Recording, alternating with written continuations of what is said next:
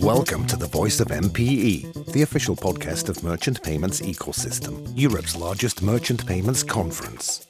Today, we are at the 16th Annual MPE Conference, MPE 2023. This podcast brings you interviews with payment industry leaders and professionals from the entire payment world. For more information, head over to www.merchantpaymentsecosystem.com. Today we discuss the MPE 2023 conference outcomes. David Birch from Consult Hyperion, the moderator of this session, spoke with Peter O'Halloran from Fiserv, Christopher Purdie from Receiptable, Matteo Gamba from Wayfair, Christophe Bourbier from Thunes, and Laura McCracken from Accenture. So the idea of the last panel is just to have a little sort of reflection on the event. We won't. So the idea was we'll bring some of the experts up on stage and we'll just have a little conversation about some of the key takeaways from the event. But the panelists said to me, this is the last panel, and you don't know who's going to be here. So the panelists said, could I just check on the sort of intellectual level of the audience before the discussion? And you understand why. So the discussion. And Terry was talking about wearables. So I thought I would just tell you a true story about a wearable, just to see where we are. So he mentioned Barclaycard. And I had a sticker. It was my favorite thing. Barclaycard. Roger's over there. Barclaycard made a sticker with an EMV chip in it. I love my sticker. And the first place I went to try it out, this is a true story, by the way. I took some people out and I said, where do you want to go for lunch? And they wanted to go to Vietnamese. So we went to a Vietnamese restaurant for lunch. And when I went to pay my sticker, it didn't work. It was a payments faux pas. So I went to now come on. It was a payments faux. That's a joke in 3 languages, right? Because the Vietnamese, it's faux that you have in the Viet, but I didn't get any. So it's a faux pas, which is a hilarious pun in French. And the reason why I didn't get my soup was because the payments didn't work. So it was a payments faux pas. You see why that's a joke in 3 languages? Okay. All right, I think you guys, you're going to need to tone it down a little, okay? Just keep the words a little shorter, I think I've established. No, Stuart Lee was going to be here. Exactly. So let's begin just at a high level, just by talking generally. I just want to touch on a few of the key themes first before we dive down a little bit. So can I just ask you guys, also, reflecting back to previous, I know some of you have been here for a few years, just reflecting back, what would you pull out for people as the key themes? Just the 2 or 3 things that stood out for you. Anybody to start? Anybody to start. That was the code word, remember? That means start talking. Laura. So I think the big theme for me was convergence. I think the opening session was about blurring lines. And that's what I see. We talk a lot about embedded finance, embedded payments, embedded commerce, embedded social, and all at the end of the day, we are all converging with each other. And so that's why I think one of the big things that we need to think about omni-channel, we need to think about customer first and recognizing that we all have to be omni-channel and figure out how we light it up that way with blurred lines. There was a lot more about open banking this year compared to the previous years, I thought, just walking around. Open banking, as you said. So we talked a lot about open banking this year. Last year, we talked a lot about buy now, pay later, and before it was about, talking about the XPay wallet. So it seems like every year we have a new typology of payment method that is invented. It seems like it's a continuous invention cycle, among payment to have a new typology of payment that is great to talk about every year. It's a non-ending process. And so to me, it's indeed, we talk about open banking payment this year, but at the same time, there are so many things around payment that are coming, with ID authentication, about the data that you have to manage more and more and more and more. And so to me, one of the key words was orchestration. Orchestration of all those services, new API, new payment method, new data, you name it, that you have to integrate to optimize your checkout experience. That's what I would say. And I think in terms of convergence, also think about authentication and identity and trust. That's to me what I'm seeing in terms of convergence, like payments and fraud and identity coming together into more unified solutions that are trying to solve common problems with shared solutions. And you see more and more of this happening. So you cannot just think from a merchant perspective, okay, we're going to solve some fraud problem and not think about payments, but more like, okay, how can I improve my authorization rate, for example, by providing more identity and risk and customer data with the entire value chain. And this is, I've been seeing more solution, hearing more things that can spark some ideas and something to work on. I want to come back around to identity in a minute, but if we just stick with the open banking thing for the moment, the discussions in previous years about account to account and transitioning to open banking seem to have a little bit of extra energy this year because you're beginning to see merchants incentivize that transition, not this. Am I imagining that, or was that a... Definitely. I mean, we launched open banking last year. So I suppose prior to that year, it's a concept, you know, it's happening, you can see the growth. Now we're seeing the reality. So, you know, we launched it in Poland last year, and it's quite interesting. But we've had a lot of challenges with the banks to try and get them to actually play ball with the regulation. So, you know, there are some challenges there, and I'm pretty sure we're going to see those kinks over the next couple of years. It's not plain sailing. But then we're seeing some really good applications of it in the UK where, you know, in the wholesale sector, cash and carry, that there are certain sectors where it's just taken off because obviously customers want, you know, so as the businesses can see, they know the people are coming through the door. So they're not worried about the open banking chargeback, if you like. But then the differential between that and the card scheme charges is so vast that it makes sense to do it. So it doesn't, you know, it's going to take time to proliferate, but we're now really digging into the weeds and seeing what's actually happening out there. Are you, in a way, aren't you a little bit surprised that for merchants that have their own apps, I mean, I'm thinking in the UK like Tesco Pay and things like that, in a way, I'm a bit surprised that they haven't moved a little faster to bring A2A inside their own apps. Like I said, the open stuff where you deal with chargebacks and whatever, but where the merchant knows who the customer is and already has a kind of relationship with the customer, wouldn't you expect to see the A2A stuff accelerate a little bit quicker? I think the open banking part and the acceleration on the customer side still something that we need to win the customer trust more on open banking. It is more of a merchant-driven adoption as of now. And so, okay, why don't we get merchants to push it more, to incentivize it more? I think from a consumer perspective, depending on the use case, but for pure e-commerce, it's still something where people are more used to different options. For other use cases like paying bills, or for specific markets where there is more awareness, there is some more traction come. But what you're saying, like, you know, a customer, you could be pushing more those type of solutions. But to Laura's point about embedded, you know, it would seem kind of natural to me that in 2 years time, I don't know, I walk into IKEA know who I am, I've got my IKEA app, they've already authenticated me through, you know, Touch ID or whatever it is. I buy my stuff in IKEA and I just walk out and they charge it to my bank account. Like, anything else seems unnecessarily complicated to me, I think. I think merchants are a little bit confused about how to deal with refunds. So I think we need to spend a bit more time talking about when you're using A to A, you know, how do you process refunds? I mean, that's something that the ecosystem is working towards. Like A2A per se is just going to pull in funds. So you need someone to help to build that additional refund flow. Yeah. And to me, that is one of the key things that has been hindering a little bit the adoption. Now I do see the solutions there. So probably the adoption is going to come also because of that is available. That's the key thing. It's that reconciliation piece has been the big part of open banking. And I think, you know, to your point earlier on about what are we hearing at the show and what's happening, what I've noticed on this more than any other year I've been here, I think, is that it's probably the year of partnership.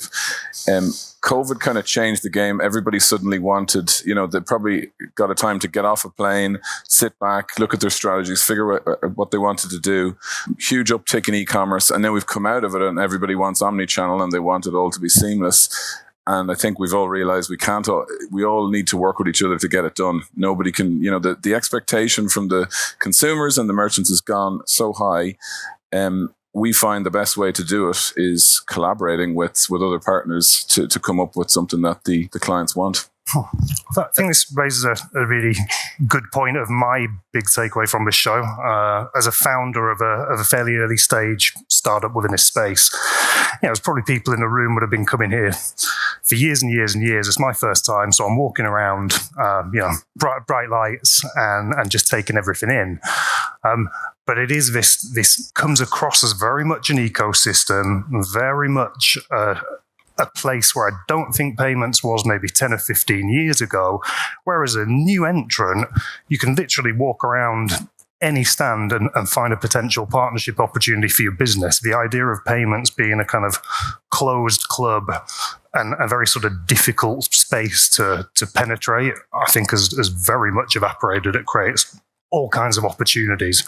My biggest sort of takeaway shift when I've looked around is the seismic shift to soft POS and the amount of opportunities that creates for companies like my own, but any other startup is you've almost got this, I think, iPhone moment within POS where we go from this very kind of closed system. I thought that I can't remember the exact figure, but I think the MasterCard slide said 35 million soft POS in Europe in a couple of years' time. That to me seems low because basically since everybody's phone can become a POS, that would seem a very natural place to grow, and not just for traditional merchants, but also for all of those little things like the collecting money for the kids' football team and collecting money for the school trip and all this sort of stuff.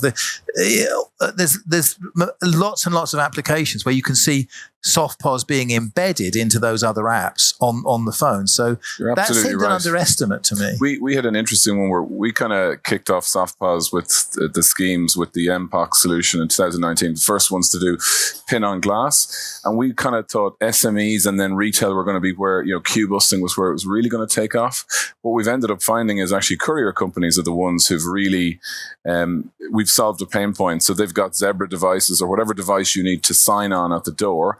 And if, let's say, the delivery happens on a Saturday and there's an extra charge, what was happening was they had a terminal in the front of the van as well. They hated bringing it to the front door. They just signed. Whereas now what we've done is embedded the payment app, SoftPOS, into the Zebra device, and they can't get the signature until the payment has happened. So courier companies are delighted because they're collecting funds that were being left behind, and it's digital, so it's easier for the customer. So that was, we didn't expect it to go that way or for that to be a pain point, but... And I believe that soft POS as well, the revolution of soft POS that you are describing also depend on the countries, I believe. At Thunes, we do a lot of alternative payment methods. That's what we do. So we are specialized in Alipay, WeChat, MBWay, all those QR code type of payment method. And in some countries, you don't pay with credit card. You pay with the local payment methods like Alipay, WeChat, MBWay. I mentioned them. And I can tell you that in those countries, the soft POS, the ability to pay with your QR code to someone that is in front of you that will scan your QR code has been there for a while. And indeed, so soft POS is a revolution for those countries like Germany, like France, where in store we pay with credit card. If you go to China, if you go even to some countries in Asia or even in Africa, I can tell you that the soft POS has been there for a while, a really long time, because everyone is paying with mobile money, with wallet and so on. That was just look at M-Pesa. M-Pesa is the perfect example of that, right? And the thing is, the developing world, they're used to QR codes. We just haven't adopted it yet. The thing that brought QR codes closer to the forefront was COVID, because we had to use it in the pubs to buy a beer, right? Yeah, but the other thing with soft POS that can happen is like open banking as of now is just something that you can use online. If you evolve the soft POS in a direction that can sustain also the open banking ecosystem, then you make that payment method more available more broadly, and also customers are going to be more keen to use it. Otherwise, you just have to stick with your plastic, because offline, that's what you're paying with. I think it's interesting because there are some security issues around QR, I think. But I think you're right about the pace of I was telling, one of the examples I use is Kazakhstan, which I think is a very interesting example, because Do you remember when they had the Borat movie came out all those years ago, and it was about he was supposedly came from Kazakhstan. So I found at that time, I can't remember how this came about. It was like a MasterCard conference or something. But I found out Kazakhstan had the highest penetration of chip and pin when in America there was no such thing as chip and pin. So I wrote a little thing, which I thought was hilarious about, no one else did, but I did, So when I went to Kazakhstan last year, and so I went straight to go and pay for something with my chip and pin, because I wanted to take a picture of me using chip and pin in Kazakhstan, because I thought this would be, again, I stress, I thought this would be hilarious. You can tell from the audience reaction, that's not a universal response to it. So I went to a coffee shop and I bought a cup of coffee and a cake. I paid with my chip and pin. I took a picture of it. I'm happy. Sat down. I never saw a single person pay with chip and pin. Every other person that came into that shop paid with QR. Every single person. No cash, no cards, nothing. Everything was QR. We went up a mountain, going on tour up to these lifts up to the top of the mountain. There were QR codes at the top of the mountain to pay for everything. So, you're right about that. But I just wonder if it's not going to get short-circuited, because if we have soft POS, if people get used to just like every time I owe you, like I tap my phone against your phone, people get used to I tap my phone against your phone. Then one day you're going to get an email from Apple, which, let me remind you, has bought an open banking company in the UK. Apple bought Credit Kudos. You'll get an email from Apple that says, well, when you tap your phone on Laura's iPhone, is there really any need to bother those nice people at MasterCard? They're so busy with all those transactions. Why don't we just take the money from your bank account and put it in Laura's bank account? They make some money, Apple. They will. From Visa and MasterCard still. Yeah, but a few years ago, you would have said, maybe there's something in this transition to QR. But now I wonder if soft POS is going to trigger a sort of bypass of these things. Yeah, mix, I believe. Huh? It's I was talking with a friend here who is offering some soft POS solution, Deja Mobile, for instance. It's very credit card. And so it's well designed for NFC type of payment, contactless payment. But then his solution is completely ready to go for QR code payment as well. So it's going to be a combination of everything. My point was just not to say that QR code will replace soft POS or the other way around. It's just that we feel like it's a revolution. I just wanted to emphasize the fact that in many other countries, soft POS in a way has been there for like 10 years, for 10 years because of those QR codes. I do agree with you though. I think I can really see COVID has brought us from people taking the card out in a shop to being very comfortable paying with their phone. And the quantum leap then to pay with open banking at a POS terminal or in a face-to-face environment using a QR code is now, there is no leap from that, from what you're doing, paying with Apple Pay or just, tapping with the phone. So, and so I think that's coming. And then the other side of it is obviously Apple are going to, when Apple Tap to Pay becomes ubiquitous in Europe, that's really going to drive, that forward as well. So, I think the other thing with soft POS, like you reduce the switching cost. Like you have a huge infrastructure today, hardware that it's hard to replace. If you make available devices that are in everybody's pockets, you don't have to invest into new networks. And that's one of the reasons why the US is so behind. Like you have to replace that entire network, and it's a cost, and it's something that takes time. Once you make the switch and that solution is available, why don't just adopt it? What you have is just a sunk cost that you can put behind and move forward. So we launched payment in Pakistan 3 weeks ago or 4 weeks ago. Pakistan, only wallet. I mean, QR code wallet over there. Only. Do you want to know why I think we're falling behind, like in the US and the Western world in payments? The senile oligarchy dominating the payment issuing business. Someone taught me this a long time ago. It's like, what's the enemy of great? What? Enemy of great is good. Oh, I see what you mean. Yeah. And the thing is, we've got it good. We've got good enough. It works. So, we kind of stop there. And to your point, the next difference. Yeah.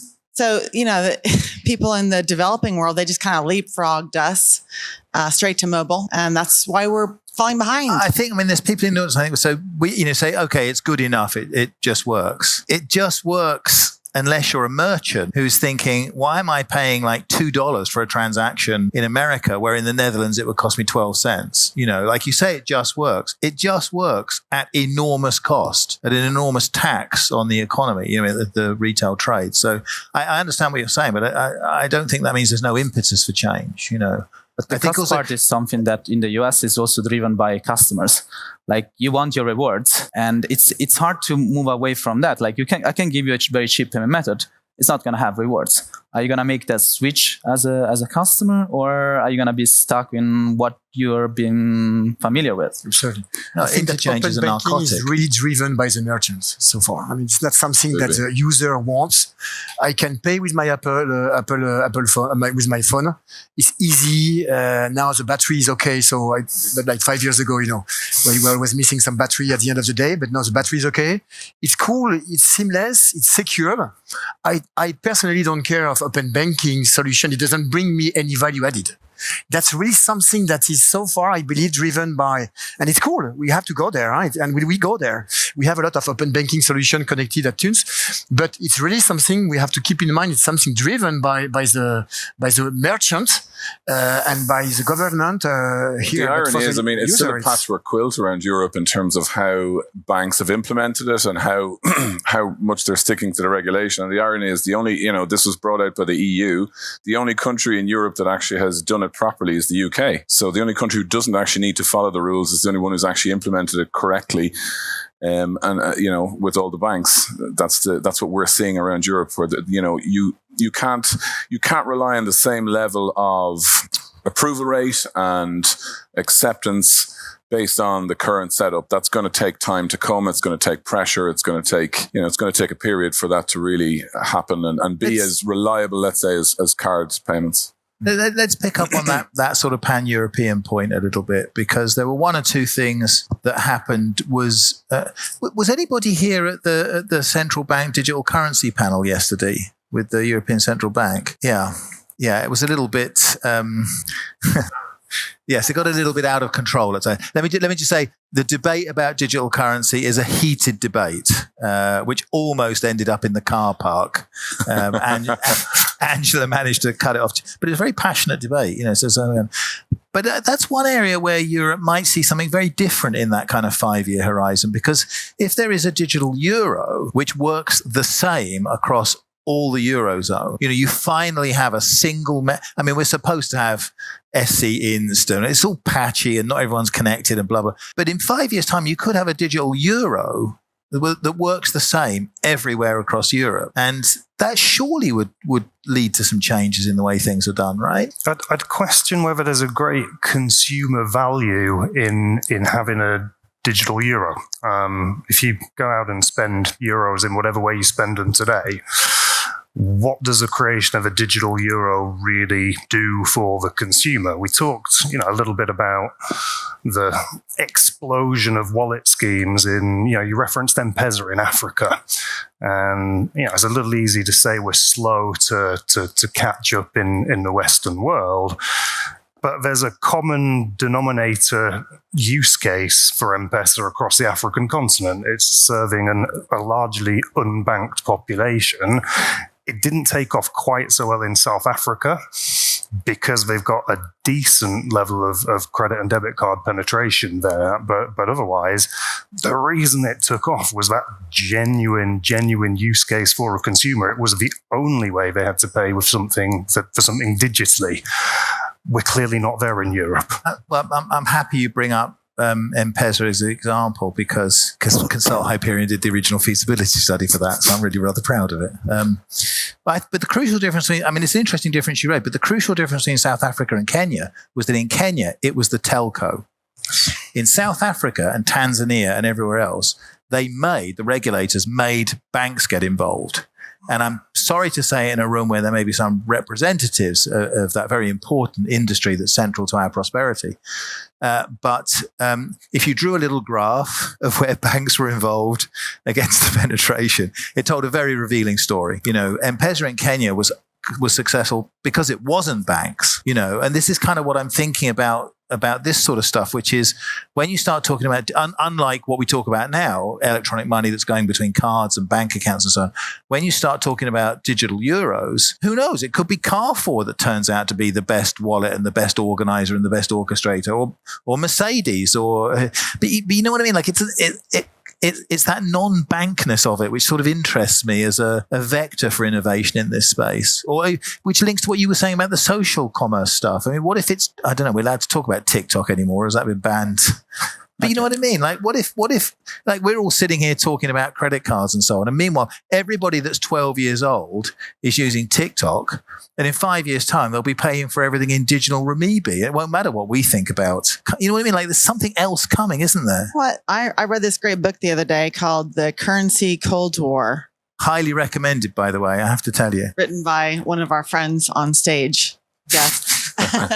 But it raised an interesting question. It wasn't just about CBDC. There was no selling on this panel. That's what you told us beforehand. There's no selling. There's recommendations. It's very different. It was quite eye-opening because it was being an American. I was listening to part of the audio book. It's on Audible, by the way, so you don't have to actually read. You can listen to it. But there was a portion, which is great for my old eyes. But there was a portion where they were talking about how we need a counterbalance to the U.S. dollar, because right now the U.S. dollar is 20% of the world's reserve currencies. And, Mark Carney and Christine Lagarde are both calling for a global digital currency. So when you talk about CBDCs and you talk about a European CBDC or Euro CBDC, I think we need to go a little further and come up with a global CBDC. So, and I got the idea from you. So don't argue with me. I got the idea from Facebook. So that's not. But that didn't work, did it? It will. Just because something didn't work 2 years ago doesn't mean it won't work in the future. You just got to get it right. But in the European case, it's a political project. So it's, whatever we think about merchants, you can see in I'm guessing in sort of 5 years' time, the digital euro will be an integral part of the fabric. And if what we were told yesterday is true, which is it won't cost consumers anything, it'll be free to download and blah, blah, all this sort of thing, then actually a lot of the stuff that we do, the people in this audience do, a lot of those kind of intermediary roles will be under pressure, because for the average merchant, getting digital euros sent from your wallet directly to the merchant's wallet, no schemes, no switches, no issuers, no processors, or whatever. But again, that's pretty attractive. It's attractive, but again, that is pushed by its political. I think it's being pushed in Europe. The political aspect is what don't make it customer friendly. Certainly. Because you layer on top some other conversations that are not necessarily just about transferring money and instilling trust. It's about controlling money and how people spend it as well. And that's the part where the conversation and the conflict can arise. You're not just talking about the payment method, you're talking about money supply and all of that as well. Because today I can already send my euro from my account to the account of the merchant or to my friends. I can already do that. So that new euro is not going to change anything in a way as a consumer. So it's cool if we can go there. It might be more secure, less middleman, less dependency maybe to some big world partner that we know. But it's very economic. It's an economical approach. It's from a user's perspective. Standpoint. We are going to have the same difficulty from a user standpoint. Adoption. Than for open banking. What does it bring to the user?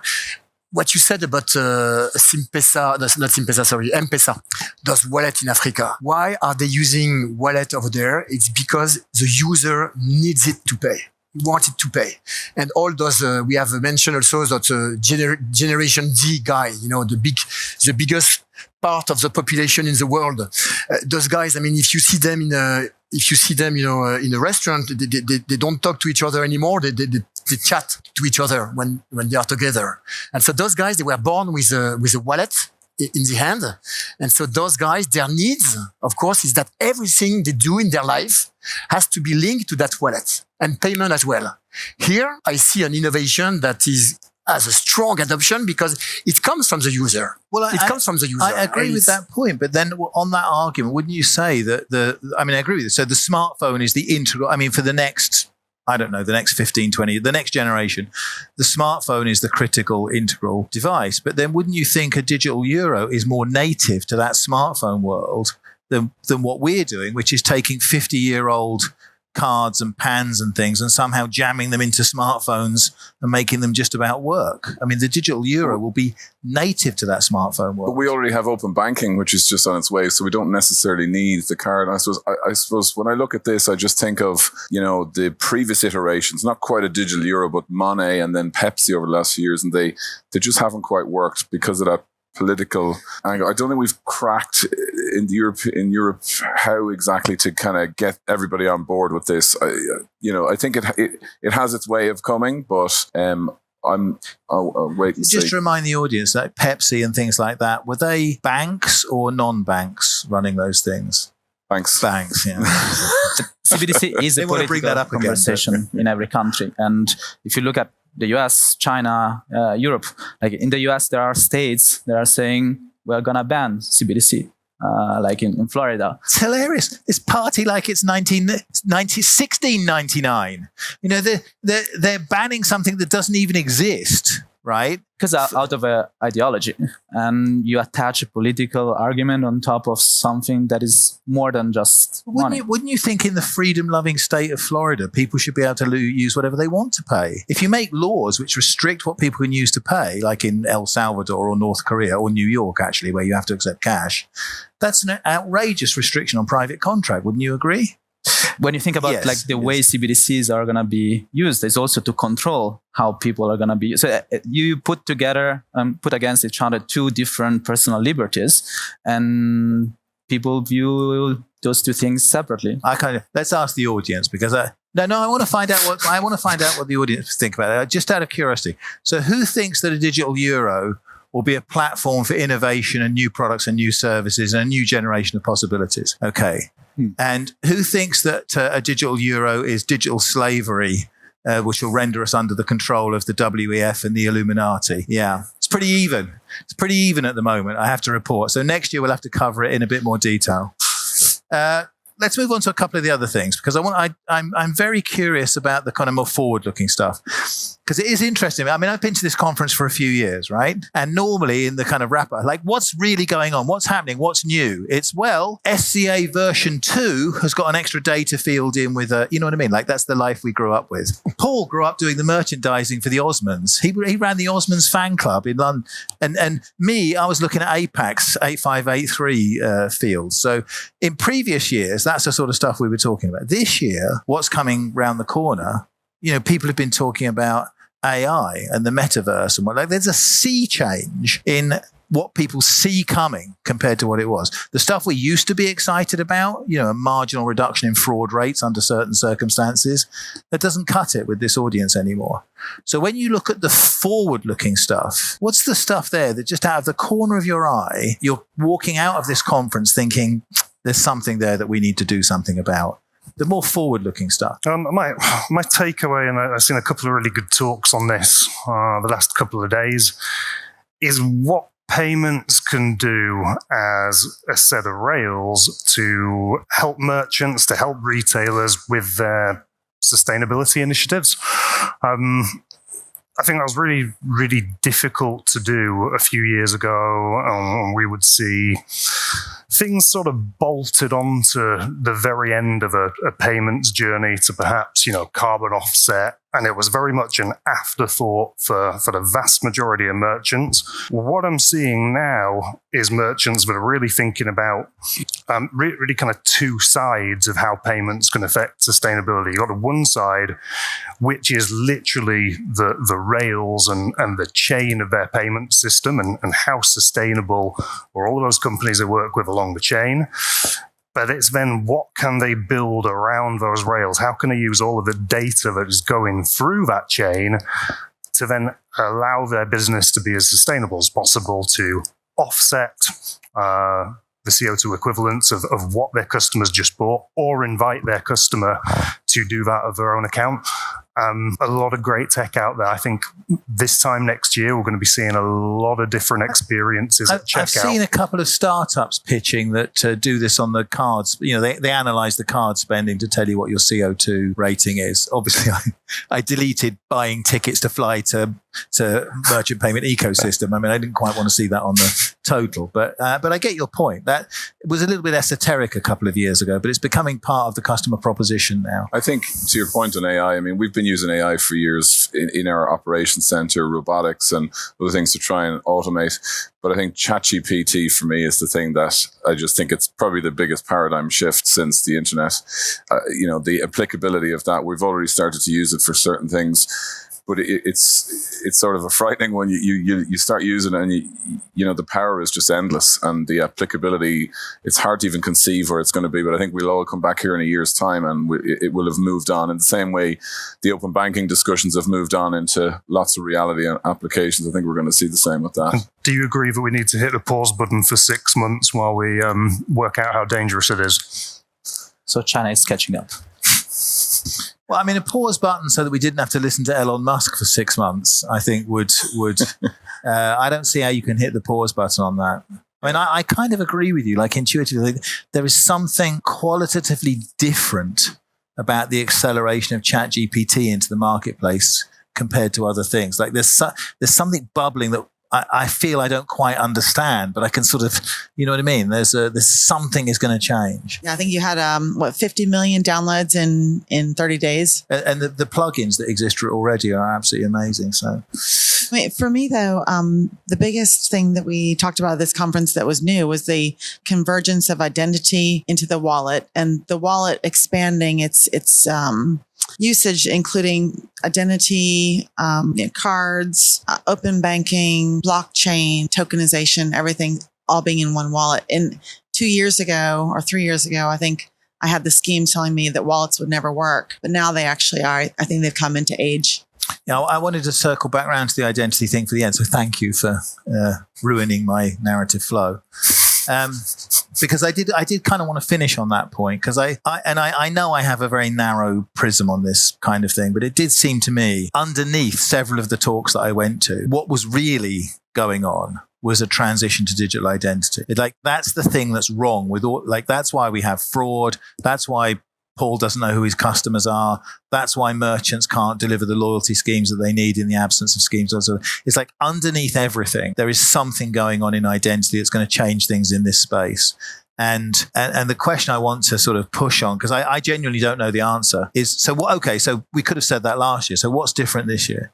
What's different this year is we have the European ID wallet going into pilot. I think there's 5 pilots running already. And realistically, it's gone from being, some sort of pipe dream of the commission to, in a year or two's time, you could have 300 million people with digital ID wallets, which suddenly changes the landscape that you're selling into. So I'm very optimistic that something is finally going to happen about identity, but that's because I'm a naturally optimistic person like Laura. But I'm just curious, do you share that sense that there's something happening on the identity side which is going to change what we're doing as well? No. Yes, yes. Back to you, back to your questions, indeed, those identity check are key, authentication and so on are key when you do payment, and again when you have payment in Europe or identity in Europe, but it's also about identity globally. And that's where I still see a challenge, because what we can do in Europe is great. But as I said, we launched Pakistan. Identity over there, to check is not the same, is not as advanced as in Europe. And so back to your question, is key. Is going to help a lot. It's going to make things more seamless in terms of payment. I'm always thinking globally, how are things going to move globally in those faraway countries, that where we do payment as well, and how things are going to move over there. But I think, the reason I can sort of be optimistic about that, I think, is that we come from an industry where in the past, we used to have to make up our standards for these kind of things. And it took us a long time. So when we wanted to do transactions, we had to have 8583, and it took us years to sort out 8583 in all the fields. Apex 30, as I still think of it, this is an age-related disorder. But now we're living in a world where things are ISO 222, the W3C verifiable credentials, they're FIDO. This isn't stuff we're making up anymore. This is stuff we're using. And this is why I kind of see something changing on that side. It does bring possibilities, definitely. I mean, to your point, I think this will help everybody innovate a lot more easily and bring it to a wider audience much faster. We created a financial inclusion product earlier on this year that we rolled out in Poland. We created our own know your customer identity check for that. So we couldn't use a kind of a European standard. We had to we'd have to, rinse, repeat that in other countries. But maybe with this, if it comes in time, we won't have to. But what we did was, and with great help from MasterCard, they helped us to convince the issuing banks to allow MasterCard send rails and the Visa equivalent to be used for us to basically allow people to come into retail stores, deposit cash, put in your card into your terminal, and then have that directly send that into your bank account, because lots of people get paid cash in hand in Poland. We built the application in Ukrainian language and Polish language and English so that, a lot of people who've been displaced were able to, they get paid on a Friday evening. They want to get it into their digital bank account Friday evening, but no branches are open because they've all been shut down or they close at 5 p.m. The banks were delighted because it meant that they could offer the service, get the money into their account without having to staff up or extend opening hours. And citizens obviously loved it because they, if they want to buy a flight or buy something where they need to use a card, they could do this. And obviously retailers were happy that they were getting footfall. There was an attraction to come into the store. But that identity piece, we'll have to do it again for other countries, and there's a lot of demand. But with the identity on a European level, that would make that a lot easier. I think the identity at the country level, I think that's still the problem, because we have a global economy, and forcing something at the national level or supranational level, you still implement some standards that are going to be only fitting that specific use case. And they need to be then adopted and translated into a technology that can be used in a frictionless way to pay. I think the Commission's statement on the digital wallet actually uses opening a bank account as one of the key examples. If you have a digital ID from Germany or Sweden or Italy, you should be able to go to France or Spain or Portugal and open a bank account using that digital ID. I mean, that's one of the examples they give. So I think that cross-border interoperability is one of the things that's going to change. We're actually finally going to get it, but we're going to get it because of identity, not because of the underlying payments infrastructure. But is that identity something that we need to connect specifically to a passport or a national identity, or is more the biometrical information that identifies you as a user? Like, that's also a solution for payments and for trust. Like, we need to know that Matteo is Matteo. Doesn't have to be my passport, but it has to be enough information to re-identify myself, that to give trust to the different parts that I'm going to be the authorized person to transact. So I think those two things can go hand in hand, and one is more connected to regulatory efforts. One is more about simplifying the experience and making it smoother. Okay, we're down to the last couple of minutes, so it's predictions time. So if I'd have said to you last year, what do you think is going to be big next year? I think some of you would have guessed open banking. You probably would have been right about that. I think one or two of you might have guessed orchestration. You'd probably have been right about that. None of you, including me, would have guessed AI. That came out of nowhere. So now let's play the game for next year. I assume you're all going to come next year, right? As Philip is your witness, you're going to come next year? Okay. So what do you expect to see big next year? Just one little prediction that we'll take away from the event, starting at the far end. ChatGPT, I think we're only scratching the surface. I think in a year's time, we'll see incredible applications of that. To your point about, do we take a pause? I don't think we can take the pause and kind of watch. We need to go into it with a certain amount of trepidation, but I think for me, that's the one we'll see a lot about. Next year, I don't know. But you won't be on the panel next year. But I will push for a bit further, so I'm taking less risk. Less risk. I will be here next year. But in 10 years' time, 20 years ago, we had no smartphone. Nothing was done with the phone. I'm just thinking that in 10 years' time, we are not going to have any more smartphone with us. And so I'm just saying that everything that is happening with smartphone and digital payment, that will change, I'm sure. In 10 years' time, maybe 15 years, and we might pay with the arm, we might pay with the eyes, we might pay with whatever you want. But that's my answer to your questions. In 10 years' time, we'll be pets of robots, so we won't have to worry about payments at all. They'll take care of us. You're right. Please. I'm similarly convinced that AI won't take a pause and it will have a massive influence over the payments environment. I can see a world whereby, we go from having this sort of myriad of payment options on a checkout being reduced down by AI to the most applicable versions to that customer. And we're maybe partway there now, but I think AI completely revolutionizes that. I can see applications in it where, we're already starting to see a lot of different flavors of say, buy now, pay later. And I can see an AI coming in and working within that chain to tailor it again to that experience for that given customer. So, yeah, I think we will see lots of things we see out there today with an AI element powering them and making them better. Something more pragmatic, maybe. Seeing probably Apple taking more of a share of the financial decisions that we make, or at least being more part of those conversations. For example, like potentially opening up more their NFC chips and that enabling more use cases within iOS devices, but also seeing the direction that I've been taking into going to financial services and see such a big company that is very prevalent in everybody's life, or vast majority of the people. How can that transform also the way to pay?